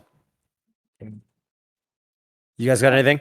Yeah, I mean, I think the thing that gets brought up so much is some type of qualifier into a LAN thing, and you can do that at all kinds of levels. But I was thinking about it, and I really had a thought, and I was like, well, okay, maybe those people that are going to win the qualifier amateur bracket or whatever, maybe they'd want to go anyway to test themselves more or something like that. And I think the people that are often more nervous to go are the people that are O2ing even on the amateur brackets and things like that. So I was like, well, what could we do for those people? And I think locally, I mean, this is something I wanted to do just kind of regardless to help the scene, is I wanted to go to locals myself, maybe not to enter, but to play people and talk to them anyway. And I think if I can try and get, as many people going to that would just help my local scene. But that's not something that everyone can necessarily do. But I was also kind of thinking of, I had a second idea and I think I'm losing it, unfortunately, but I really wanted to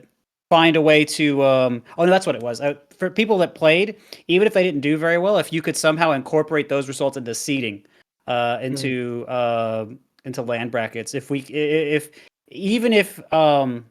like, let's say you're mostly going 0-2, but you have maybe even some type of online playoff, because or like tiebreaker of some sort or something like that for some of the 0-2 people, just to give them more games online to help seeding for offline. Maybe there's something you can do to inform things there. I'm not really sure, but I would like to find a way to get people, more games and get them interested in the offline experience. And I think an easier answer than all of this stuff is probably just to make on or offline events stand out more, be more attractive, right? Because you're offering something very different. You're having them come in, spend time, they're in a different environment and all that stuff. So you're making the offline event more worth it is probably better than something like that, unless they just don't have the funds to go to a bigger thing, in which case you have the qualifiers. But that's kind of what I was thinking about.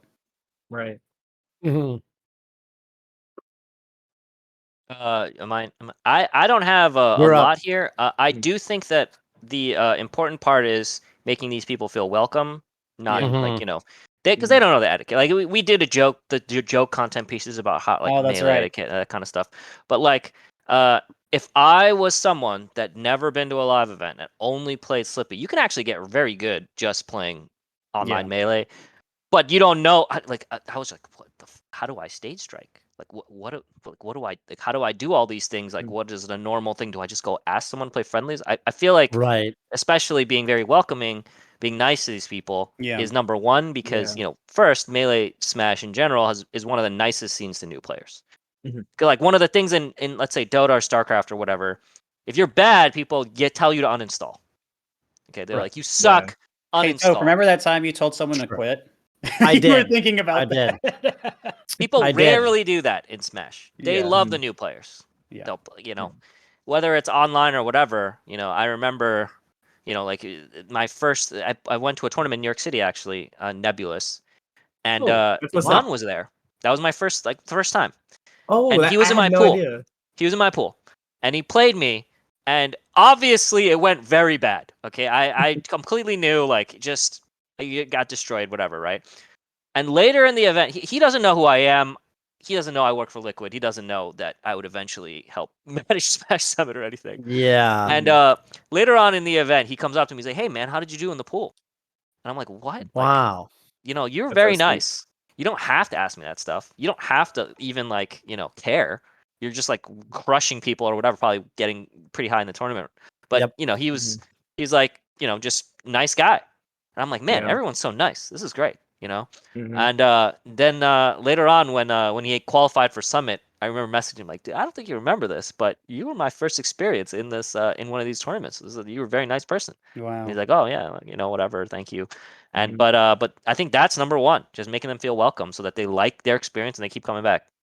Yeah, no, I think that's a great answer. And it's funny you bring up Nun, because I don't know if you all saw on Twitter today, he was highlighting this 13-year-old kid. That's such a good point. I saw that. Such a good point. Such a good point. Yeah, definitely the idea of making sure they feel welcome and making friends. I definitely I really also like a little unrelated but kind of related. I like the TMT ladder a lot, because helps you find people that are similar level to you. And that's I think what makes for the first like good friend you have in the Smash community. Because the top players are welcoming and they make you feel good. But when you have that like game 3 with someone, you're just like, oh, that was really sick. We had our cool moments. Like we should play more. Because I don't feel that bad losing because I take games and I don't feel that bad winning because you make it competitive and that type of thing. And I think like kind of just the idea of like really thinking about the experience of the O2 player and like all the different steps. So it's like first you come into the local. You play a set with someone, it's like really close. Then you talk to the top player, like, oh my God, it's them. And they make you feel welcome. They ask you where you're from, where you work, that type of thing. And I really like that angle that you guys answered at. Cool. I'm glad we could answer that. It's a cool question. I think it's something that, we get people calling in about this, almost every week now. And I think this is something very much on people's mind. How can we make the most of this opportunity Slippi's given us? So I mean, perfect sentiment. And thank you for calling in, Ryobeat. You got any shout outs for us on your way out today? Yeah, for sure. Shout outs to you guys. I love this show. Definitely helps me when I'm like, I need to clean my room and I'm being lazy. I'm like, okay, if I listen to this while I do it, it's gonna be all good. We got your back. Thank you. For sure. And shouts to New York, obviously, and particularly shout out to any tri-state Slippi kid listening to this. I run the nightclub and I know all the TOs of New Jersey, Connecticut. If you want to come, just DM me on Twitter. Talk to me. Let's see how you can, come to the local. Have a good time. Cool. The invitation's there. Well, thank you so much for calling in. Have a great rest of your night. Thank you. Have a good night, guys. Bye. See ya. Thanks, Ryobeat. Hotbit, was that the Nebulous that had the Captain Falcon round robin? I don't remember. It was a long time ago. It was a You while remembered ago. what happened to him, which was the important part. Because it was, you mentioned, I mean, just because none, like, there was a long period where he was cracked, but like, he wasn't like competing at the national or the super major level yet. I remember playing friendlies with Prague. That's how long it was. That was a while ago. Yeah. That could have been the one then, the Super Nebs. That's dope. Yeah. Just curious. Yeah. Man, that might be it for our callers for the day. I think that's for today. All of the callers. And thank you to everyone who kind of tuned in to ask us stuff. Was honestly a blast getting to talk to all you guys. And we do this every Tuesday. So if your question didn't get answered today, if you didn't get to join us on the air, tune in next week because we'll be same time, same spot on the dial. Yes, chat with Hotbit a little bit though. PP, you had some stuff you wanted to ask Hotbit, huh? Yeah, let me throw. I really want to ask him about all these things, but if I could only ask him about one, I think this is the spiciest thing. We'll leave it deep in here, see if anyone listens in this far. Yeah, I'm happy to answer all your questions, man. You want to hit me with anything you want? I'll try and keep it concise. Okay. Well, I've got a two-pronged one for you here. Sure. I'd love to hear what you'd say about both of these. But the first one I'm more interested in. Is there some type of interest or concern, any discussion about a Beyond the Summit Melee circuit? So, like, you talking about like doing something the way a Smash World Tour or something like that would do, like, organize a circuit in the same way. Like, It could be similar. So for me, I think the what the difficulty about this is that Smash, our tentpole Smash events, our first party events, obviously do really well. I think our Summit events and I think Main Stage, when you first make a national tournament, I don't expect to for it to be like in the black on the first year or even the first couple of years. It's kind of you're just like doing it because you care about it and you want it to grow and all that kind of stuff. And hopefully in the future you get a lot of attendees, right? I think a circuit is only possible if we were able to, if you were basically the only thing, if you're like the only thing, and let's say we did SCL every month or something like that, and then it leads to a LAN thing, right? Let's say we did that every single month and nobody else broadcasted Smash, then yeah, I think that's possible. However, I think with the existing tournaments and stuff going on constantly, it's difficult to centralize viewership and centralize attention. And we don't want to muscle people out. It feels very kind of whack to even attempt to do that. So no is the answer to that. Would I like it if we had a circuit? Yeah, I mean that'd be great, but I don't think how it's feasibly possible. Okay. I think that can I just cut in for one quick question? I'm very curious. I listened through that 2.5 hour long commentator's curse with Blur and Tafo to try and hear about monetization in Smash. Oh my god. I really They're I not had to, they're right not about everything. So let's sure. just Sure. I mean that's fair. I mean, so have you talked to Blur about any of this? Just I talk to Blur all the time. All the time. Okay. So And, you've hashed Blur, that discussion out already. God, Blur is like I know. So I know. you know, everything he does is hyperbole. He's sure. like not like he is really smart. Okay, don't get me wrong. Like he is it very does seem like smart as about. far as TOing in the scene and monetization goes, it seems like he knows a decent amount more. So that's the only reason I was asking. I wasn't trying to say that you hadn't considered or hadn't thought of something. I just wanted No, to I mean, would you believe that I was talking to Blur recently and I told him this? I gave him this feedback. Hey, I think you use a little bit too much hyperbole when you like make statements. Attention. And he was very he was like offended by this idea. He was like, "No, I don't. I don't do that. What the hell?" He's like, "Yeah, I never do that, right?" I mean, he's literally doing it to you, and the answer that he gives you in that, like, he's like, I never use hyperbole. Like, I've never done it in my life. Right. I don't know what that means. Like, that's how he would react to it. Yeah. I know. Anyway, I just wanted to. When he said he believes he is the best TO ever, that makes me like, I think that's kind of really funny. That's Someone put him on a top 10 TOs of all time list, and did they put you on their hotbid? I shouldn't be on there. Come on. But you're not sitting here saying that's ridiculous. I should be number one on the list. I can't believe they put Sheridan and these other. Yeah, I mean these jokers. These jokers. Anyway, sorry. So apologies. Continue. I wasn't trying to say you hadn't covered something. I just wanted to see if that had been explored. I mean, I wish it would be like that, and we had a way to do that, but I don't think it's not in the cards right now. Okay, so secondary question. Who knows? Maybe in the future, yeah. Secondary question. I mean, this is something that Blur has also hyperbole, but I'd like to hear your take on it. The competition with VGBC, now that the circuit's happening, is it fierce? Are the broadcast rights? Are there challenges in other places? Are you guys planning on having a boxing match? What's the deal? So we have a channel. They have a channel. Yes. I think it's good for TOs. I think it is like, they can choose where to stream and they get some better options, when we're trying to have broadcasting. And, we are very, we're pretty kind of laid back about everything. I don't know. I don't know what it is from if it's the same on their side or whatever, but I don't think it's super like, contentious or like angry or anything like that. I think it's just, we have a stream, they have a stream, we have a YouTube, they have a YouTube. And I think there is room for multiple streams in Smash, just like, there's a room for multiple places to broadcast any other kind of sporting event. Like I'll ask you guys, do you remember where the Super Bowl is aired at all?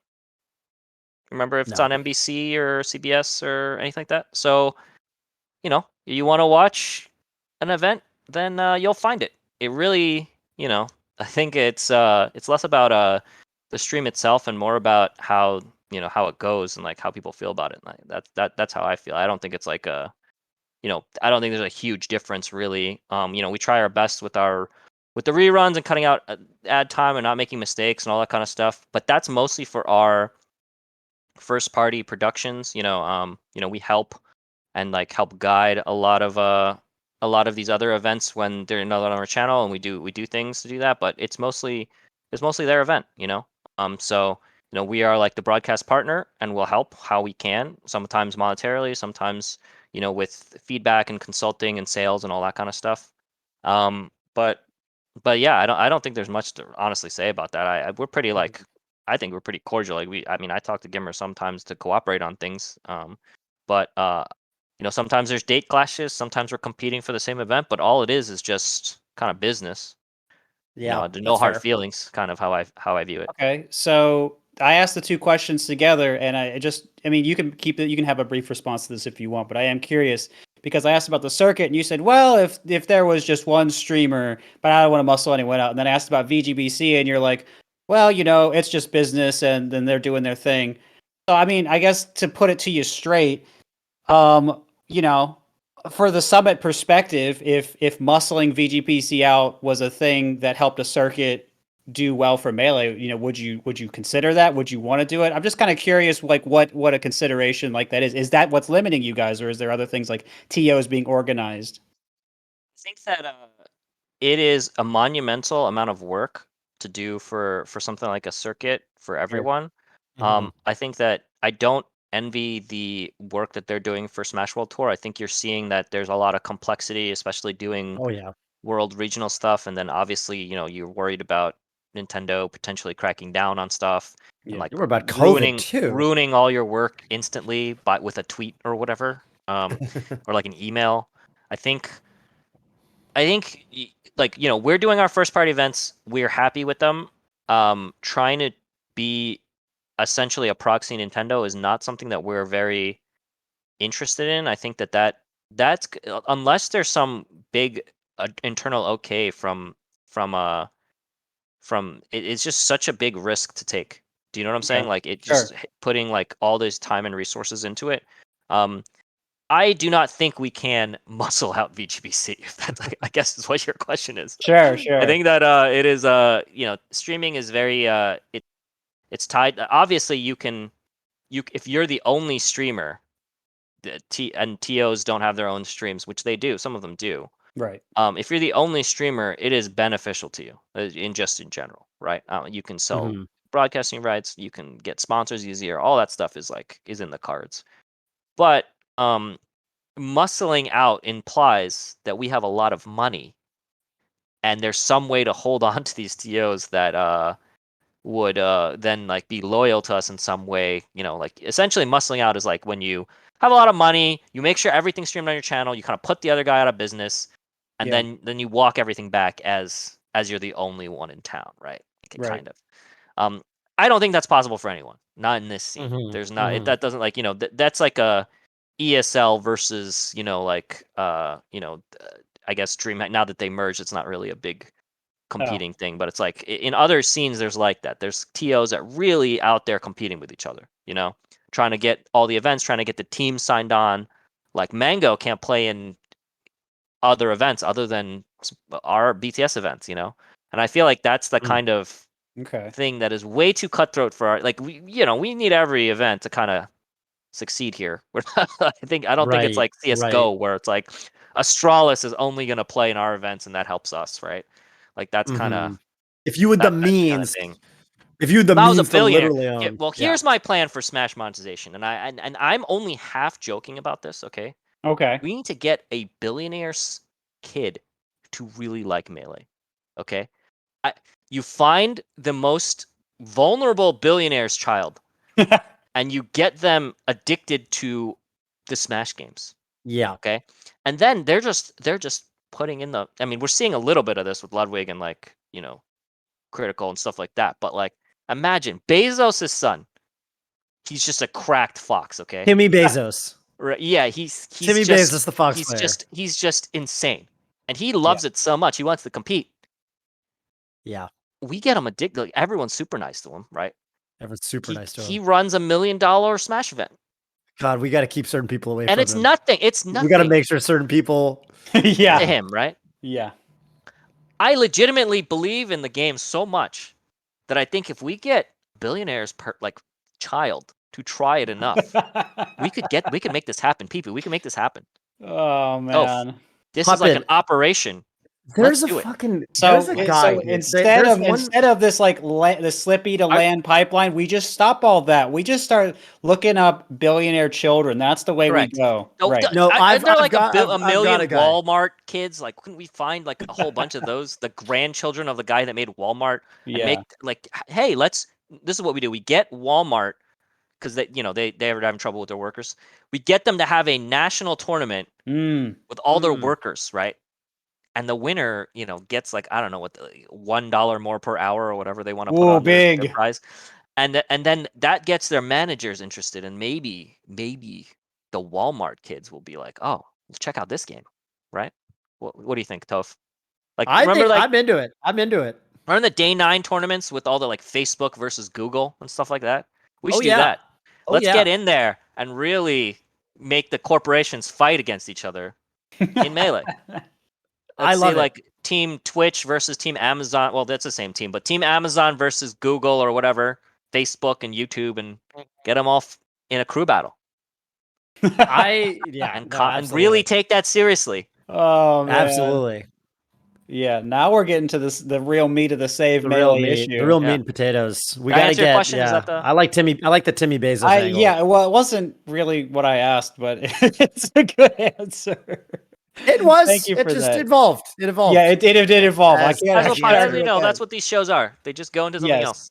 Yeah. Hey, speaking of going to, I've got a hard hitting business question for you, Hopid. Yeah, go ahead. I got one. How long does the cheat work at Beyond the Summit before he gets poached by the Beyond the Summit to Mogul Moves pipeline? I think. Yeah. That's a good question. Nick's the last one left. And congratulations to the cheat, by the way. By the way, friend of the show, he's called in. Yes, we've had him on the program. Look, Ludwig. This just proves that me as a manager. I just produce quality employees. This is what he just wants the essentially we're a farm team for Ludwig now. For Ludwig. What you're saying is you produce the cheat. We also produce the show for the Jeopardy show for Ludwig. True. That's true. And he is Ludwig's great. We worked with him a lot before he became, Ludwig, right? Yeah. And now he's hiring us for stuff, right? So it's if Mikey leaves for Ludwig, we have one more Ludwig. I don't know how many Ludwig people we still have left that he can poach, but if Mikey leaves for Ludwig, I swear I'm done. Ludwig, you take Mikey. You guys have to fight. You just hired him. You take Mikey. We're shutting down everything down. Oh no! I'm throwing the gauntlet down. Do not hire Mikey. I'm done training people and having them leave. Clip it and ship it. Let them know. Stop. Someone in chat was joking about. Someone in chat earlier was joking about the Hotbid versus Blur boxing match, but it sounds like we know what the real boxing match needs to be right now. Yeah, Hotbid versus Ludwig. I don't want to look. Brood War 1v1. I do think it was funny when he came to the after party at Smash Summit. I was just like, he was like having a little discussion with Aiden, and I'm like, as his former bot, now we both manage Aiden at some point. We have. I think it's just funny. There's no hard feelings or anything like that. We were obviously really sad that Aiden went to work for him, but it is what it is. People move. I think that's totally normal. Yeah, just like you moved jobs too. I moved jobs. I did. I actually think that not having to manage Slime and Aiden really improved my personal relationship with them. No joke. Oh, because you can't really be friends with your boss. At the end of the day, talk to them honestly, really. I wouldn't say we're close friends, but I would say that you can speak much more openly and honestly with someone who's your peer than it is someone who's actually in charge of whether you get promoted and how much money you make. So. I will say I remember Slime. I think it was a stream of his talking about the Tipper sketch with Zane and Spud, and he said, "Tell me if this is true." He said, "I will walk out of here right now if you don't let me do this parody." And he said, he said, you guys. He's only going to do that on stuff he knows that we're not going to. Okay. I like people that have a vision and a passion. There's a lot of wacky stuff, like the HBox singing one, right? Oh, you know what? Here's a story behind that one. We're just what do we do, right? And I was like, you know what? I watched A Star Is Born this weekend, and it was literally years after the movie had come out. And I was just like, let's just have him sing with himself, it's just dumb stuff like that. And I'm really glad that people in in our company are able to just be like, yeah, let's do something crazy like that. That'd be fine. A lot of really dumb ideas come out of stupid stuff like that. The brainstorming rooms. Oh man, there are so many ways we could go from here, but I think we're gonna be respectful of your time and ask, what do you have for the community voice for people in the comments? Oh my God, I forgot about this. You forgot about this. Oh, well, God. you have, like I said, 30 seconds. Toph and I can stall for you a little bit if you'd like, but you have a question that you need to ask. I can even sing the first verse of the Hungry Box stalling song. I'm stalling. That's not the first verse. That's the bridge. Sorry. I want people to tell me about the stage now. I didn't mention this in this podcast, but I want people to tell me about online etiquette. Okay. Oh man. And here's my question: are you in your rights to leave after one game? Great question. I got into this with Aiden recently on Twitter. Dude, I got actually into this. think there are a Did lot you see of that thread? different. Did you see that there are a thread? lot Real of quick, different, Hotbit. Did you see that thread with Aiden? I you did see not. Okay, I gotta link you this afterwards. It's really funny. Because look, I think I'm in the minority. I'm in the minority about this opinion because I play a lot of Slippi. Okay, I play a lot, and I've run into you on there. I know. I think Nick said this to me. He said every action that the person makes, whether in the menu or on the game or in between stocks, all of it is signaling something to you. Everything matters. Okay. Yeah. And I think that every chat message they send, how long they wait, whether they stand, the people that stand still between stocks. Some people get annoyed by that. Like that they don't move around. They're like, oh, you think you're better than me? You're just standing still? What is your what opinion do you think you're in the minority of for having? I think it's totally fine to leave after one game. I think the majority of people are gonna not think that's okay. Yeah, I do think people mostly hate that, but that is people a good hate question. it. Yeah, but when I do it, okay, you. I'll tell you, I'm a person that leaves after one game if I feel like it. Right? There's a lot of reasons. I leave after losses. I gotta go, dude. Sometimes I gotta go. Sometimes I do not want to play a best of 5 against Samus. Sometimes sometimes like the person is really like he's like taunting all the time, and I just want to leave. Right? Yeah. And there's a lot of reasons. Sometimes I think I got really lucky against someone better than me, and I don't want them to switch to their main. That's another good reason to leave after one game. There's a lot of reasons. So a reason. Yeah. So, sometimes it's totally like, okay, like, it's not salty or anything. I don't like spam emotes or whatever unless they're mean or anything like that. Yeah. But I think it's fine. Look, I wouldn't judge people if they left against me. People leave against me all the time. A lot of people leave mid match, but I don't judge them. I think it is what it is. All right. So our question. Well, it's a good thing. It's a good thing you and Aiden. It's a good thing you and Aiden don't have that professional working relationship anymore. Aiden wants so that you can Aiden really will yell at someone if they leave after one game. He is mad. Oh my goodness. I can tell. I'll just have to show you this thread later. But anyways. All right. Well, I think you are well within your right to leave after one game. Okay. What do you think about that? That's the community voice. YouTube. Community voice. Tell me if I'm right. Comments. Is Hotbit percentage? On something here? Is he crazy? Is he out of his goddamn mind? This is going to be. How do you respond when people went and done you? Yeah. So I mean, a lot we can go into there, but great question. Thank you so much for coming on, Hotbit. I think you've given us a lot of clarity, given us a lot to think about, and I think it's just been a fun time. So thank you so much for that. You're very welcome, and thank you all for calling in. Thank you all for watching. This is Radio Melee. Toph, PP, Hotbit, signing out.